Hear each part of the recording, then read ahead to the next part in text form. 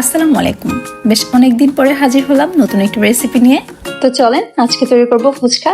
যেহেতু বাসার আশেপাশে কোনো স্ট্রিট ফুড নেই, তাই মন চাইলেই ঘরেই বানিয়ে নিই। দেখতেই পাচ্ছেন অল্প কিছু আলু আমি সিদ্ধ করে ভালোভাবে ম্যাশ করে নিয়েছি। এখন আমি এতে অ্যাড করে দিব পেঁয়াজ কুচি, ধনেপাতা কুচি, কাঁচামরিচ, চাট মশলা, ম্যাজিক মশলা। সবগুলো উপকরণ আমি খুব ভালোভাবে মিক্স করে নিয়েছি।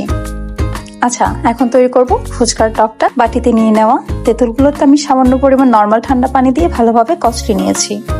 এখন একটি ছাঁকনির সাহায্যে ভালোভাবে ছেঁকে নিয়ে এতে অ্যাড করে দিব চিলি ফ্লেক্স, সামান্য চিনি, টমেটো সস, ধনেপাতা কুচি আর অল্পখানি চাট মশলা। ফুচকার জন্য আমি ইউজ করছি প্যাকেটের ফুচকাগুলো।